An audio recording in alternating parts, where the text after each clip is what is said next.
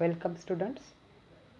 In last lecture we have studied the introduction about cell, the unit of life. We know that there are two types of cells, that is prokaryotic and eukaryotic cells. So in this lecture we will see the prokaryotic cells. Prokaryotic cells are present in bacteria, blue-green algae, mycoplasma and PPLO, that is pleuropneumonia-like organisms. The organisms having prokaryotic cell, they are bacteria, blue-green algae, mycoplasma and pleuropneumonia-like organisms. All the organisms are included under kingdom Monera. That means we know that kingdom Monera has all the organisms having prokaryotic cells. Cells are generally smaller and multiply more rapidly than eukaryotic cells. जर आपण प्रोकॅरियोटिक आणि यूकॅरियोटिक सेलचं comparison केलं तर prokaryotic cells या eukaryotic सेलपेक्षा small आहेत and they multiply rapidly. त्यांचा multiplication rate हा यूकॅरियोटिक सेलपेक्षा जास्त असतो. These cells may vary in shape and size. त्यांचा आकार हा आपल्याला बऱ्याच वेळा वेगवेगळा पाहायला मिळू शकतो. The four main types of bacteria are coccus, that is spherical bacteria, then bacillus, they are rod shaped bacteria, vibrios, they are comma shaped, and spirillum are spiral shaped bacteria. Prokaryotic cells have cell wall, that is cell envelope, and the cytoplasm. The two parts of the cell are cell wall, outer covering, and the cytoplasm. In these cells, there is no well-defined nucleus, that is genetic material is basically naked, not enveloped by nuclear membrane. In prokaryotic cell, true nucleus is absent and the genetic material is not covered by any envelope. Okay. Only ribosome is the structure that is present in both prokaryotic and eukaryotic cell. Ribosome is the only structure. फक्त एकमेव असा ribosome हा भाग आहे जो प्रोकॅरियोटिक and यूकॅरियोटिक sale या दोघांच्याही मध्ये आपल्याला पाहायला मिळणारं structure. This is the structure. Draw the figure and the parts are cell wall. Capsule is the outermost, then is the cell wall middle, and innermost is the plasma membrane, then is the plasmid, mesosome. For motility flagella are present, ribosomes are there, then chromosome. See, chromosome is the genetic material but that is not covered by any envelope.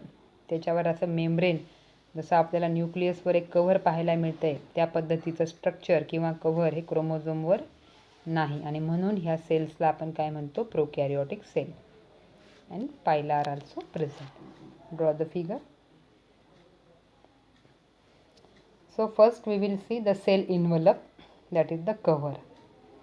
Cell envelope consists of tightly bound 3-layered structure.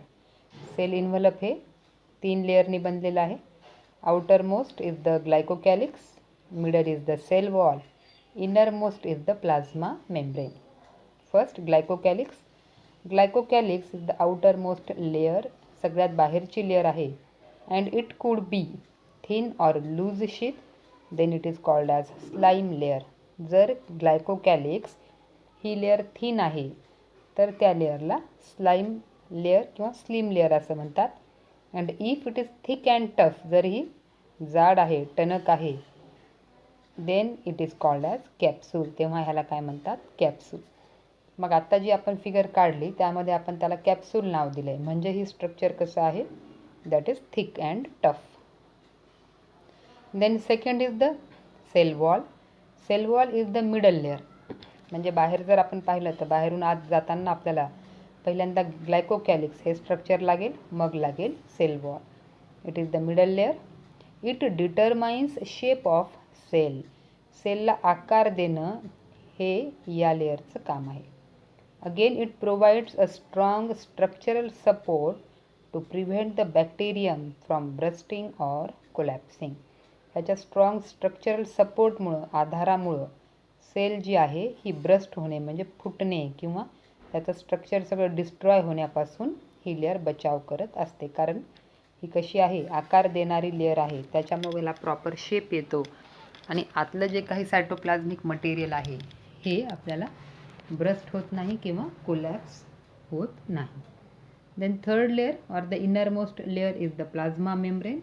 It is the innermost layer. It is semi-permeable in nature and it interacts with outside world.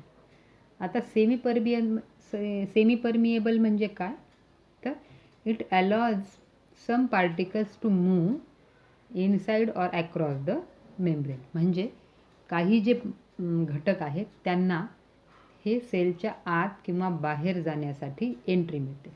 Permeable म्हणजे जाण्यासाठी येण्यासाठी मुभा देणं किंवा entry pass ज्या पद्धतीने असतो त्या पद्धतीने ही जे प्लाझ्मा मेम्ब्रेन या लेअरमधून काही घटक हे आत असणारं सायटोप्लाझ्मिक मटेरियल किंवा बाहेरची साईड याच्यामध्ये ये जा करू शकतात. This layer is structurally similar to that of eukaryotic cell. Eukaryotic cell मधली जी प्लाझ्मा मेम्ब्रेन आहे त्याचं आणि ह्याचं स्ट्रक्चर हे जवळपास सारखंच आहे. All three layers act as a single protective unit. जरी तीन आपण लेअर वेगवेगळ्या पाहत असलो तरी एकत्रितपणे त्या प्रोटेक्टिव्ह युनिट म्हणून काम करत असतात. सायंटिस्ट ग्राम डेव्हलप्ड अ सेल इन्व्हलप स्टेनिंग प्रोसिजर. ग्राम हा जो सायंटिस्ट आहे ह्याने हे जे सेल इन्व्हलप आहे प्रोकॅरियोटिक सेल्सचं यांना स्टेन करण्याची एक प्रोसिजर शोधून काढलेली आहे. स्टेन करणं म्हणजे काय, एका पर्टिक्युलर कलरद्वारे, कलरिंग एजंटद्वारे त्याला कलर करणं. तर मग depending upon difference in the cell envelope and the staining type there are 2 types of bacteria.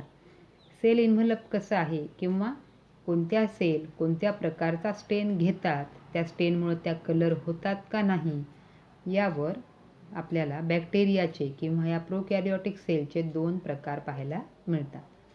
First one is Gram positive bacteria. म्हणजे काय, तर these bacterial cells taking Gram stain. Okay, the cells which are taking Gram stain they are called as Gram positive. ज्या cell हा ग्रामने बनवलेला जो स्टेन आहे तो घेतात म्हणजे त्या स्टेनिंगद्वारे त्यांना पर्टिक्युलर एखादा कलर प्राप्त होतो, they are the Gram positive bacteria. And what are Gram negative, the bacterial cells not taking Gram stain. ज्या या ग्रामचा स्टेन घेत नाहीत म्हणजेच या स्टेनद्वारे त्यांना कुठलाही कलर प्राप्त होत नाहीत, अशा ज्या सेल्स आहेत that cells are known as gram negative bacteria. आता ह्या ग्राम पॉझिटिव्ह किंवा ग्राम निगेटिव्ह बॅक्टेरिया ह्यांचा उपयोग आपल्याला पॅथॉलॉजीमध्ये जास्त केला जातो की ग्राम पॉझिटिव्ह असणारे बॅक्टेरिया वेगळ्या पद्धतीचे इन्फेक्शन्स क्रिएट करत असतात, तर ग्राम निगेटिव्ह बॅक्टेरियामुळं वेगळ्या प्रकारचे इन्फेक्शन्स पाहायला मिळतात. Then the cytoplasm. आता बघा, सेल इन्व्हलप बाहेरचं जे स्ट्रक्चर आहे दॅट इज कम्प्लिटेड. 3 लेयर्स आपल्याला पाहायला मिळतात. आता प्लाझ्मा मेम्ब्रेनच्या आतमध्ये गेल्यानंतर जे मटेरियल आहे दॅट इज द सायटोप्लाझम किंवा त्याला सायटोसॉल असं सुद्धा म्हणतात. Cytoplasm consist of following structures. यामध्ये आता बरेचसे घटक आहेत, जसं आपण फिगरमध्ये पाहिलं की रायबोझोम आहेत, प्लास्मिड आहेत, मेझोझोम आहेत, इन्फ्युजन बॉडीज आहेत, बरोबर आहे. त्याच्यानंतर क्रोमोझोम आहे. तर आपण एक एक घटक पाहणार आहोत. पहिला आहे mesosome. It is a special membranous structure. मेम्ब्रेननी बनलेलं स्ट्रक्चर आहे. फिगरमध्ये बघा एकदा. It is formed by extension of plasma membrane into the cell. Plasma membrane जी सगळ्यात आतली लेअर आहे तीच आणखी थोडी पुढे वाढते सायटोप्लाझममध्ये, ती थोडी आणखी पुढे येते आणि त्या एक्सटेन्शनला मेझोझोम असं म्हणतात. These extensions may be in the form of vesicle, tubules or lamellae. आता ह्या मेझोझोमचा आकार व्हेसिकल सारखा गोलाकार असू शकतो, ट्युब्युलारही असू शकतो किंवा लॅमेला सारखा सुद्धा आपल्याला पाहायला मिळू शकतो. फंक्शन्स हे काय काय काम करतात पाहू. Mesosome help in cell wall formation. Cell wall तयार करण्यामध्ये मेझोझोमचा महत्त्वाचा रोल आहे. Then it also help in DNA replication. आता DNA रिप्लिकेशन म्हणजे to make extra copy of the genetic material. DNA हे जेनेटिक मटेरियल आहे, किंवा इथे जे जेनेटिक मटेरियल आहे ते समजा क्रोमोझोम हे जेनेटिक मटेरियल जर आपण पकडलं तर त्याच्यासारखीच आणखी एक कॉपी त्या क्रोमोझोमची तयार करणं, दॅट इज द रिप्लिकेशन. म्हणजे जे काही जेनेटिक मटेरियल त्याची एक कॉपी अवेलेबल आहे, तर सेल डिव्हिजनच्या वेळेस त्याची आणखी एक कॉपी गरजेची असते, आणि ती कॉपी तयार करण्याच्या मेथडला रिप्लिकेशन असं म्हणतात. मग DNA रिप्लिकेशनमध्ये मेझोझोमचे भाग घेतात.